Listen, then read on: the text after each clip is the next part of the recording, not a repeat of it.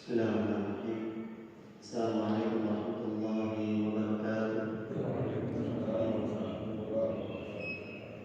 Alhamdulillah, alhamdulillahilladzi ahyana ba'da ma amatana wa ilayhi nusyur. Asyhadu an la ilaha illallah wa asyhadu anna Muhammadan abduhu wa rasuluh alladzi la nabiyya ba'dah. Allahumma la sahla illa ma ja'altahu sahla wa anta taj'alul hazana idza syi'ta sahla. Allahumma ja'alna Allahumma inna nas'aluka ridhaka wal jannah wa na'udzu bika min sakhatika wan nar. Allahumma 'allimna ma yanfa'una wanfa'na ma 'allamtana wa zidna ilman. Subhanaka la 'ilma lana illa ma 'allamtana innaka antal 'alimul hakim. Amma ba'du, ya ayyuhalladzina amanu taqullaha haqqa tuqatih wa la tamutunna illa wa antum muslimun. Hadirin jemaah Rasulullah rahimakumullah. Alhamdulillah, kita lanjutkan pembahasan kita di surah Al-Bayyinah. Di pertemuan sebelumnya kita sudah membacakan, menyampaikan tentang ayat yang kelima dari surah Al-Bayyinah, tentang perintah yang Allah berikan kepada ahli kitab, yaitu Yahudi dan Nasrani, yang perintahnya tidak jauh berbeda dengan perintah kepada kita umatnya Rasulullah Muhammad sallallahu alaihi wasallam. Itu di ayat yang kelima. A'udzu billahi minasyaitonir rajim. Wa ma umiru illa liya'budullaha mukhlishina lahu-d-din hunafa.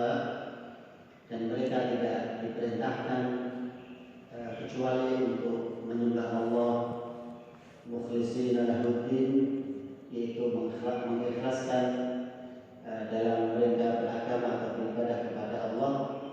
Kemudian ditambahi dengan hunafa, yaitu yang lurus, dengan cara yang lurus, dengan cara yang benar, menetapi tauhid atau pengisaan kepada Allah Subhanahu wa taala dan menjauhi berbuat syirik.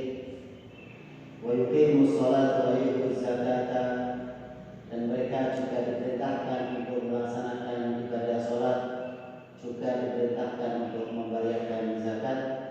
Wa dzalika dinul qayyimah, dan itulah agama yang paling lurus, agama yang petunjuknya adalah kitab yang lurus, yang benar, agama yang diikuti oleh masyarakat yang lurus, masyarakat yang benar. Jadi ayat yang kelima, setidaknya Allah Subhanahu wa taala memerintahkan kepada ahli kitab, dan ini juga sebagai celaan Allah mencela mereka ahli kitab. Di ayat sebelumnya Allah sudah menyebutkan mereka berselisih, mereka berpecah belah. Justru ketika dihadirkan kepada mereka bukti yang nyata, yaitu seorang Rasul yang diutus dari sisi Allah Subhanahu wa taala. Ketika Rasulnya belum diutus, mereka meyakini, mereka membenarkan, mereka menantikan kehadiran utusan dari Allah. Tetapi justru ketika utusan itu hadir dan utusannya sama dengan yang mereka, pengetahuan yang mereka miliki, justru malah mereka berselisih. Kemudian di ayat berikutnya, yaitu ayat yang kelima, Allah juga mencela mereka. Allah perintahkan mereka, setidaknya ada 3 perintah. Yang pertama, agar mereka beribadah kepada Allah, hanya menyembah kepada Allah. Yang kedua, mereka tidak boleh berlaku syirik, menyekutukan Allah Subhanahu wa taala. Kemudian yang ketiga, mereka harus mengikuti agama yang hanif, yaitu agama yang dibawa oleh Nabiullah Ibrahim alaihissalam, pengesaan kepada Allah, tauhid kepada Allah, sebagaimana yang dicontohkan oleh Nabiullah Ibrahim alaihissalam. Tetapi 3 perintah ini justru malah mereka tidak laksanakan, mereka menyimpang dari perintah Allah ini. Maka dengan semua penjelasan yang sudah disampaikan dari ayat pertama sampai ayat ke-5, wajar ketika mereka nanti tidak berubah, justru mereka berlaku kafir, berlaku ingkar. Maka di ayat ke-6 ini Allah Subhanahu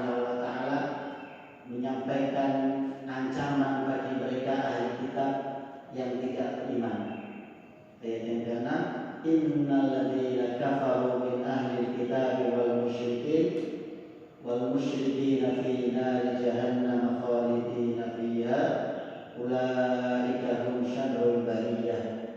Sesungguhnya orang-orang kafir baik dari golongan ahli kitab maupun dari golongan orang-orang musyrik fi nari jahannam khalidina fiha, mereka berada di dalam neraka jahanam khalidina fiha, mereka kekal di dalamnya. Ulaika hum syarrul bariyah, mereka itu hum, yaitu mereka, syarrul bariyah adalah seburuk-buruk makhluk, seburuk-buruk manusia. Nah, ayat yang ke-6 ini secara bunyi ada kemiripan dengan ayat pertama. Lam yakunil ladzina kafaru min ahli kitab wal musyrikin. Makanya tidak jarang ketika di awal-awal kita menghafalkan surat Al-Bayyinah ini, dari sekali kita tertukar. Bahkan ketika kita mendiktekan anak-anak kita juga begitu. Jadi antara ayat 1 dengan ayat ke-6 ini ada kesamaan bunyi, ada kesamaan penggalan ayat yang cukup panjang dan sama. Dari mulai kata alladzina kafaru min ahli kitab wal musyrikin, makanya tidak jarang yang membaca sampai ayat ke-6 ini tiba-tiba nanti balik lagi ayat pertama, karena tiba-tiba ditambahkan kata munfaqina. Innal ladzina kafaru min ahli kitab wal musyrikina, seharusnya finari jahannam, tapi begitu dia khusyuk baca tidak fokus, tiba-tiba ditambahin munfaqina, akhirnya kembali ke ayat pertama. Jadi secara kemiripan bunyi memang ada kemiripan, ada kesamaan, tetapi ayat ini berbeda. Antara ayat pertama dengan ayat ke-6 ini berbeda. Ayat pertama diperuntukkan untuk mereka yang masih kafir dari golongan ahli kitab atau orang musyrik sebelum datang Rasulullah, sebelum diutusnya Rasulullah, sebelum hadir bukti yang nyata kepada mereka. Jika ayat pertama hadir untuk mereka yang belum beriman, karena memang belum diutus Rasul kepada mereka.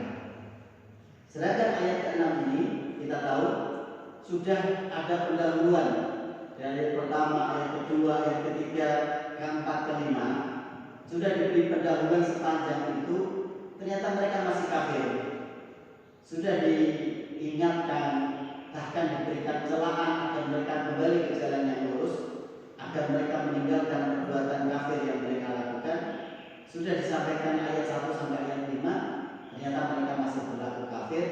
Maka ayat ke-6 ini adalah ayat yang berisi ancaman bagi mereka orang-orang kafir, baik dari golongan ahli kitab atau orang musyrik.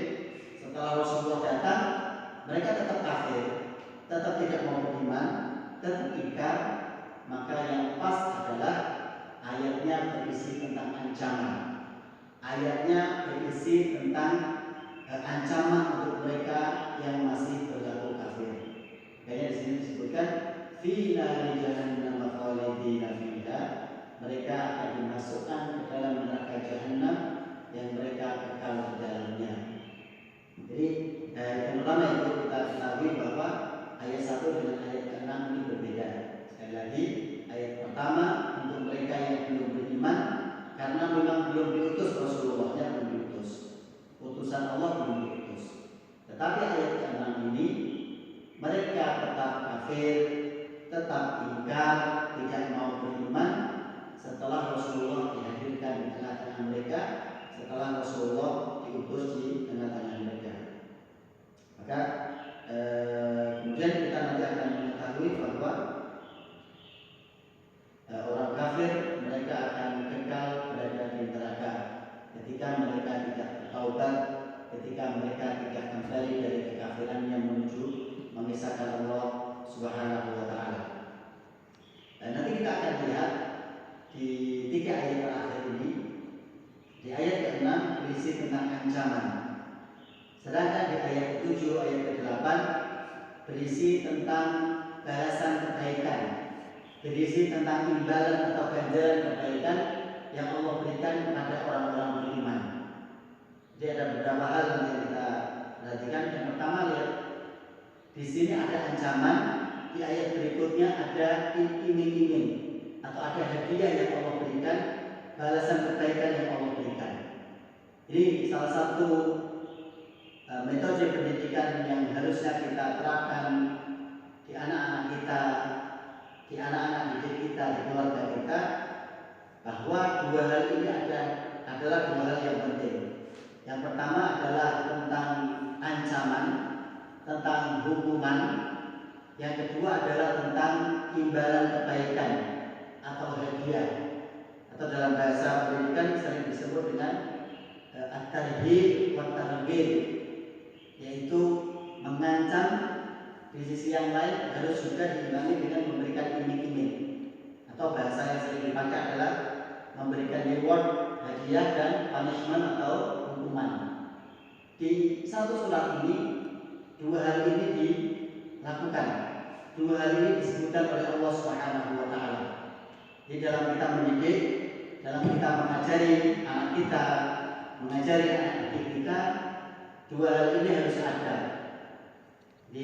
Yang pertama adalah sekali waktu kita menyampaikan ancaman, ketika anak kita, anak didik kita sudah kita ingatkan dia salah, sudah kita beritahu kesalahannya, sudah kita minta dia untuk meninggalkan kesalahannya, ternyata dia tidak berubah, maka dinaikkan levelnya, mulai diberikan ancaman hukuman. Kalau masih begitu lagi, nanti akan saya hukum misalnya, nanti akan ayah hukum, nanti akan abi hukum misalnya. Ternyata dilakukan lagi, maka hukuman itu harus ditegakkan.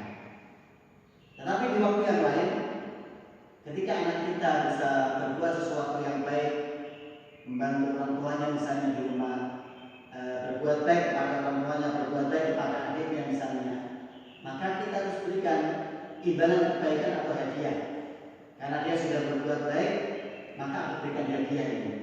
Karena dia sudah berbuat baik, mau membantu orang tua, ini hadiahnya.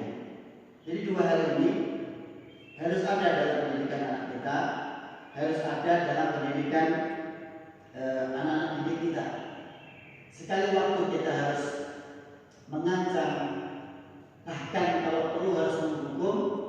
Di waktu yang lain kita harus memberikan dia imbalan atau hadiah atas kebaikan yang dia lakukan. Kita apresiasi kebaikan yang dia lakukan. Jadi jangan melulu lancaran terus, jangan melulu ditakut-takuti terus, juga jangan terlalu sering diberikan hadiah dia terus. Kalau dia keseringan, dua hal ini tidak imbang. Kok dua hal ini tidak imbang, kebanyakan dihukum, hatinya akan menjadi keras. Kebanyakan diberi hadiah tanpa sekali waktu diancam, tanpa sekali waktu dihukum, juga nanti dia akan jadi manja. Ujung-ujungnya ketika dia ingin berbuat baik, harus ada iming-iming dulu. Ketika dia berbuat baik, bukan atas dorongan karena ini kebaikan harus saya lakukan, tetapi nunggu ada imbalannya atau tidak, nunggu ada hadiahnya atau tidak. Ini yang repot. Makanya dua hal ini di dalam surah Al-Bayyinah ini dijelaskan dua-duanya oleh Allah Subhanahu wa Ta'ala. Allah mengancam orang kafir yang tetap berlaku ingkar atas kekufuran mereka, diancam dengan api neraka jahanam. Kemudian di sisi lain, bagi mereka yang beriman dari umatnya Nabi Muhammad, dari mereka yang beriman dari ahli kitab, juga mereka akan mendapatkan balasan berupa surga Aden yang disebutkan di ayat yang ke-8. Jadi dua hal ini harus menjadi metode atau cara kita dalam mendidik anak kita. Sekali waktu anak kita memang harus diancam, kalau perlu dihukum, baik itu hukuman yang ringan, kalau memang itu kesalahan yang berat, mulai dinaikkan levelnya. Tetapi di waktu yang lain, ketika dia bisa berbuat baik, melakukan amal soleh, membantu orang tua, berbuat baik kepada yang lain, maka kita juga berikan apresiasi berupa hadiah kepada anak kita. Kemudian di ayat yang ke-6 ini, ternyata antara ancaman dan hadiah di surah Al-Bayyinah ini dengan surah sebelumnya berbeda. Jadi antara ancaman dengan hadiah, antara punishment dengan reward tadi, antara di surah Al-Bayyinah berbeda dengan di surah Az-Zalzalah. Di surah Al-Bayyinah ancamannya didahulukan, ancaman tentang neraka didahulukan. Sementara iming-iming balasan kebaikan, hadiah yang Allah janjikan diakhirkan. Sementara di surah yang lain, tadi surah Zalzalah misalnya, di surah sebelumnya balasan kebaikan didahulukan. Faman ya'mal mithqala dzarratin khairan yarahu, ya akan lihat. Wa man ya'mal mithqala dzarratin syarran yarahu. Yang berbuat keburukan dia juga akan melihat balasannya. Nah, kenapa begitu? Kenapa berbeda? Yang pertama tadi sekali lagi, dua hal ini harus imbang, harus ada antara ancaman dan hadiah, harus ada. Masalah mana yang didahulukan tergantung objeknya. Kalau di surah Az-Zalzalah, mengapa yang didahulukan adalah tentang balasan kebaikan didahulukan? Karena dia bersifat umum. Di surah Az-Zalzalah bersifat umum. Siapa saja yang berbuat kebaikan sekecil apapun, maka balasannya akan ditampakkan, diberikan oleh Allah. Bersifat umum, siapa saja. Tetapi di surah Al-Bayyinah ini temanya tema khusus, dan orang yang diajak bicara objeknya juga objek yang khusus. Ahli kitab yang terkenal ngeyel, terkenal buadel, terkenal suka suka merubah ayat, menjual ayat dengan sangat murah misalnya. Karena objeknya mereka ini ahli kitab Yahudi dan Nasrani, tukang berbuat kerusakan, tukang melanggar janji, maka untuk objek yang seperti ini lebih didahulukan ancaman daripada ingin kebaikan. Jadi makanya di surah ini ayat ke-6 lebih didahulukan tentang ancaman, karena memang temanya adalah ahli kitab, dan sedikit banyak kita sudah tahu bahwa mereka ahli kitab, terutama Yahudi, terutama Nasrani ini. Jangankan terhadap manusia, terhadap Allah yang menciptakan mereka saja, mereka tetap berlaku kurang ajar kepada Allah. Kita tahu mungkin mereka mengatakan Allah punya anak, Allah punya istri, Allah punya pasangan. Betapa lancangnya mereka. Tadi di surah yang dibaca oleh Ustaz Musa di oleh Imam, Yahudi mengatakan yadullahi maghlulah, tangannya Allah terbelenggu. Artinya terbelenggu ini tidak bisa memberi. Artinya terbelenggu ini tidak banyak yang bisa diberikan. Lihat betapa kurang ajarnya mereka kepada Allah. Mereka meminta atik, mereka menyifatkan sifat yang tidak layak bagi Allah Subhanahu wa taala. Nanti di ayat yang lain mereka mengatakan innallaha faqir wa nahnu aghniya.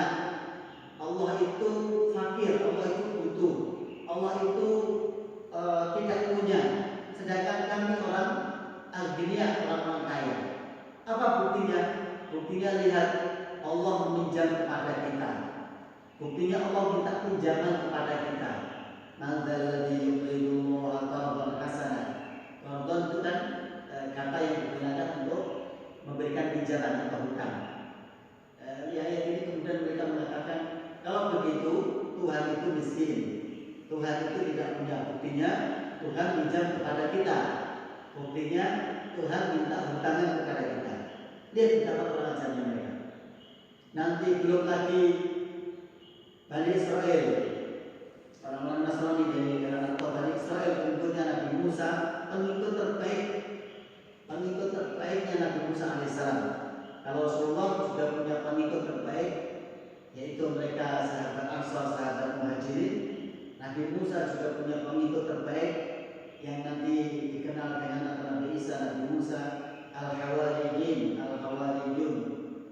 Pengikut terbaik ini, pengikut terbaik Nabi, ketika diajak perang, lihat kalimatnya.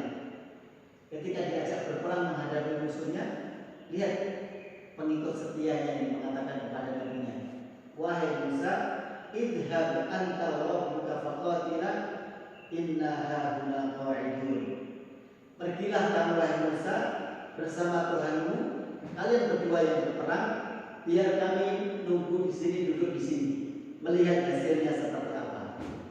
Itu pengikut setianya, pengikut setia Nabi, pengikut setia Rasul yaitu Nabi Musa alaihissalam. kepada nabinya, mereka bisa mengatakan kalimat itu. Kamu saja wahai Musa yang berangkat bersama Tuhanmu, kalian berperang, kami di sini nunggu duduk, kami akan lihat hasilnya seperti apa. Kalau kamu menang, kami baru ikut. Makanya nanti ketika musyawarah apakah sebelum terjadinya perang Badar, ketika mereka bermusyawarah, Rasulullah dengan para sahabat Muhajirin dengan sahabat Ansor, ada kalimat mulia yang disampaikan oleh sahabat mulia Al-Miqdad. Beliau mengatakan, ya Rasulullah, kalau seandainya engkau perintahkan kami untuk menyeberangi lautan ini, maka kami akan menyeberangi lautan ini. Ya Rasulullah, kami tidak akan mengucapkan kalimat seperti yang diucapkan oleh Bani Israel kepada Musa, idhab anta wa rabbuka faqatila inna hahuna qa'idun. Tetapi idhab anta wa rabbuka faqatila inna ma'akum muqatilun. Tapi kami akan mengatakan, pergilah engkau wahai Rasulullah, berangkatlah engkau bersama Rabbu berperang, maka kami akan bersamai kalian. Kami akan bersama kamu. Lihat bedanya sangat jauh, bedanya luar biasa jauh. Sama-sama mengikut setia, sama-sama umat terbaik yang dimiliki oleh Nabi Rasulullah SAW dengan Nabi Musa alaihissalam, tetapi lihat perlakuannya. Nah itu jadi objeknya memang berbeda, karena ini sudah umat yang ahli kitab yang terkenal dengan semua keburukannya tadi, maka lebih didahulukan tentang ancaman, didahulukan tentang hukuman buat mereka. Harapannya dengan ancaman ini bisa membuat mereka takut, harapannya dengan ancaman hukuman ini bisa membuat mereka berhenti dari keburukan yang mereka lakukan. Nah, itulah di antara hikmah kenapa Allah mendahulukan hukuman. Di surah Al-Bayyinah mengakhirkan iming-iming atau hadiah, sementara di surah yang lain Allah mendahulukan iming-iming kebaikan, balasan kebaikan, dan mengakhirkan hukuman. Nah, jadi ini metode yang bisa kita terapkan. Kita lihat anak kita, dia dalam kondisi baik, sedang nurut, atau dalam kondisi qadarullah mungkin sedang agak bandel, sedang tidak nurut, maka silahkan diterapkan. Kita bisa mengukurnya, apakah harus dengan iming-iming atau dengan sekali waktu kita ancam, kita tidak berikan haknya misalnya. Jadi hukuman itu banyak, tidak melulu pukul, tapi terkadang hukuman itu biasanya kita beri dia hak apa, boleh jajan misalnya. Ketika dia bandel sekali waktu kita tahan haknya, dia tidak boleh jajan dulu. Itu juga bagian dari memberikan hukuman. Atau misalnya ketika kita punya aktivitas rutin, misalnya ngajak dia jalan-jalan, saat itu dia tidak nurut misalnya, mungkin kita bisa tunda jalan-jalannya dengan mengatakan karena tidak nurut, maka sebagai hukumannya tidak jadi jalan-jalan. Nah, itu bagian dari contoh saja. Kapan kita memberikan hukuman, kapan kita memberikan dia hadiah atas kebaikannya, nah itu kita yang lebih tahu. Di dua surat ini sudah mengajari kita kapan harus didahulukan hukuman, kapan harus didahulukan memberikan iming-iming atau hadiah. Nanti di akhir surat berikutnya kita bisa melihat tentang orang-orang kafir, balasan yang diterima orang-orang kafir. Allah menyebutkannya di satu ayat saja. Tetapi tentang balasan untuk orang-orang beriman, Allah menyebutkannya di dua ayat. Nah, itu lihat. Itu saja sudah kelihatan beda. Sama-sama tentang balasan orang kafir, balasan orang beriman. Untuk orang kafir balasannya itu disebutkan di satu ayat saja. Tapi untuk orang beriman, insya Allah Ta'ala menyebutkannya sampai di dua ayat. Padahal seandainya satu ayat saja sudah sangat cukup buat kita. Tetapi tidak begitu. Allah menyebutkannya di dua ayat. Yang terakhir, Allah SWT di sini menutup ayat ini, ayat ke-6 dengan mengatakan ulaika, mereka itulah yang mereka itu syarrul bariyah, seburuk-buruk al-bariyah. Al-bariyah ada diambil dari dua kata sama-sama al-bariyah, tetapi nanti akar katanya bisa berbeda. Yang satu dari kata bariyah artinya al-bari, mabriyah yang artinya adalah ciptaan makhluk. Makanya kita tahu ada salah satu sifat Allah al-bari. Allah zat yang maha menciptakan. Itu dari kata al-mabriyah, artinya yang diciptakan. Jadi syarrul bariyah berarti mereka orang-orang kafir ini adalah seburuk-buruk makhluk. Atau al-bariyah dari kata bariyah yang artinya adalah debu atau tanah. Berarti hum syarrul bariyah, mereka itu adalah seburuk-buruk yang tercipta dari tanah. Berarti kalau tercipta dari tanah, makhluk Allah yang lain yang tidak tercipta dari tanah tidak termasuk di sini. Contohnya makhluk yang tidak tercipta dari tanah, ada malaikat, ada jin yang tidak tercipta dari tanah, berarti tidak termasuk di sini. Tapi yang menarik, kita ambil yang pertama. Kalau seandainya al-bariyah ini kita ambil maknanya adalah mereka seburuk-buruk makhluk. Termasuk di dalamnya adalah ada binatang, ada hewan, ada burung-burung. Maka orang kafir ini lebih buruk daripada hewan, lebih buruk daripada binatang sekalipun. Kenapa begitu? Kita lihat antara lebih penafsiran disebutkan oleh ulama. Ada dua hal yang menjadikan mereka orang kafir itu lebih buruk bahkan dibandingkan binatang sekalipun. Yang pertama, binatang itu kebanyakan dari mereka adalah mengesahkan Allah Subhanahu wa Ta'ala. Tidak ada binatang berbuat syirik, kita tidak tahu. Kalau kita belum pernah mendengar ada hewan berbuat syirik kepada Allah. Yang kita tahu, hewan itu tetap mengesahkan Allah Subhanahu wa Ta'ala, tetap mentauhidkan Allah dalam arti Allah satu-satunya Rabb, tidak ada pencipta yang lain. Salah satu nanti kisah yang disebutkan di surah An-Naml, seekor burung hudhud. Bagaimana burung ini ketika dia datang dari negeri yang jauh, negeri Sabah, dia datang terlambat di hadapan Nabi Sulaiman alaihissalam. Kemudian Nabi Sulaiman sudah memberikan ancaman. Ya, nanti kita tahu kisahnya juga luar biasa. Ketika Nabi Sulaiman membariskan pasukannya, wa husyira li Sulaiman junuduhu minal jinni wal insi wa tayr. Dibariskan itu semua pasukannya, dimulai dari pasukan yang paling kuat, kemudian yang di bawahnya, yaitu para jin, kemudian manusia, kemudian para burung. Itu bisa ketahuan siapa yang tidak hadir. Itu hebatnya Nabi Sulaiman dari sisi beliau seorang pemimpin. Yang dipimpin bukan cuma 1-2 orang, bukan cuma satu jenis 2 jenis, tapi tadi bangsa jin, bangsa manusia dan burung-burung. Dan jinni wal insi wa tayr, burung dengan segala jenisnya. Tapi ternyata begitu ada satu yang tidak hadir, Nabi Sulaiman langsung tahu. Dan Masya Allah, lihat, begitu ada satu yang tidak hadir dari pasukannya, Nabi Sulaiman tidak main-main. Padahal cuma seekor burung tidak hadir.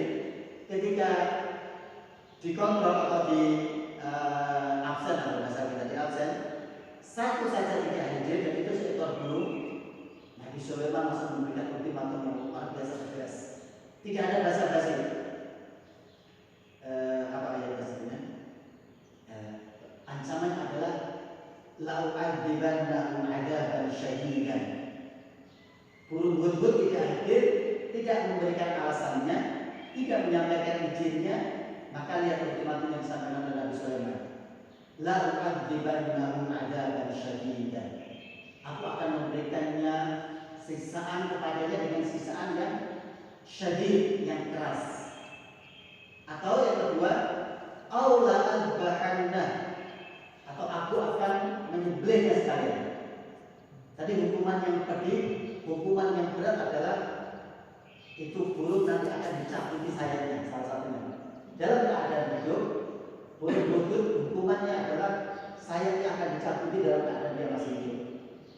Atau hukuman yang lain yang dimaksud adalah dia akan diletakkan di kawanan burung yang lain sehingga dia merasa asing, sehingga dia merasa diasingkan dari kelompoknya, ditaruh di kelompok yang lain. Itu bagian dari hukuman yang disebutkan di ayat ini. Bayangkan, cuma seekor burung tidak datang. Ancaman pertama adalah la'u'adzibannahu 'adzaban syadidan, akan memberikan hukuman yang keras kepadanya. Aula bahkannya, atau aku akan menyembelihnya sekalian. Ada pilihan. Aula ya'tiyani bisultanin, atau dia datang dengan membawa alasan kenapa dia terlambat. Nah, jadi 3 hari ini disebutkan di hadapan semua pasukannya. Kemudian setelah disampaikan ultimatum ini, Hudhud datang,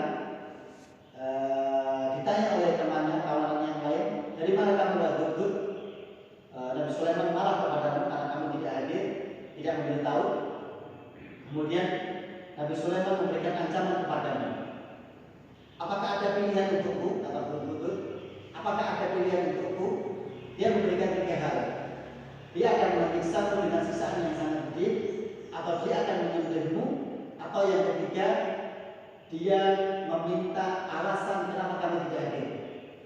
Begitu mendengar 3 hal ini, burung Hudhud mengatakan najautu, kalau begitu saya akan selamat. Lihat, nah, ini bukan kisah fiktif, ini bukan kisah khayalan, bukan. Disebutkan di Al-Quran secara jelas dan benar. Burung Hudhud kemudian mengatakan, begitu ada disebutkan pilihan yang ketiga, dia mengatakan najautu, saya akan selamat. Maka begitu didatangkan burung Hudhud, dengan tegasnya dia mengatakan di hadapan Nabiullah Sulaiman alaihissalam, yang mengatakan ahadtu bima lam tuhid bih, aku memiliki ilmu yang kau tidak punya wahai Nabiullah Sulaiman. Lihat Pak, yang di hadapannya adalah Nabi, Rasul. Nah, tapi beliau dengan tegas mengatakan ya begitu, nggak boleh mencela-mencela, nggak boleh apalagi tidak ada kebohongan di sini. Ahadtu bima lam tuhid bih wajibtuka min sab'in bina'in yaqin. Aku memiliki pengetahuan yang kau tidak miliki wahai Nabiullah Sulaiman. Aku telah datang dari negeri Saba yang jauh dengan berita yang sangat besar. Maka kemudian beliau mengatakan, inni wajadtu imra'atan tamlikuhum wa utiyat min kulli syai' wa laha 'arsyun 'azim. Aku mendapati seorang wanita yang memimpin negeri yang besar. Dia memiliki singgasana yang besar. Tetapi ada satu yang buat burung Hudhud ini aneh, mengganjal. Kalau cuma istananya besar, singgasananya besar, buat burung Hudhud tidak aneh. Tetapi yang aneh adalah wajadtuha wa qaumaha yasjuduna lisyamsi min dunillah wa zayyana lahum syaitanu a'malahum fahum la yahtadun. Aku melihat mereka ini dan kaumnya, ratu ini dan kaumnya menyembah matahari, mereka menyembah selain Allah. Kemudian syaitan menghiasi perbuatan mereka ini seolah-olah perbuatan mereka menyembah matahari ini adalah perbuatan yang benar.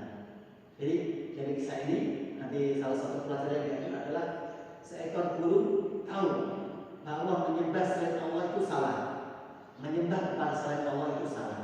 Jadi itu salah satunya kenapa orang kafir itu lebih buruk bahkan dari binatang, karena binatang itu mereka mengakui bahwa Allah adalah pencipta mereka. Yang kedua alasannya adalah hewan, binatang semuanya nanti selain manusia dan jin semuanya tidak akan mendapatkan hisab. Mereka tidak akan dihisab atas apa yang mereka lakukan di dunia ini.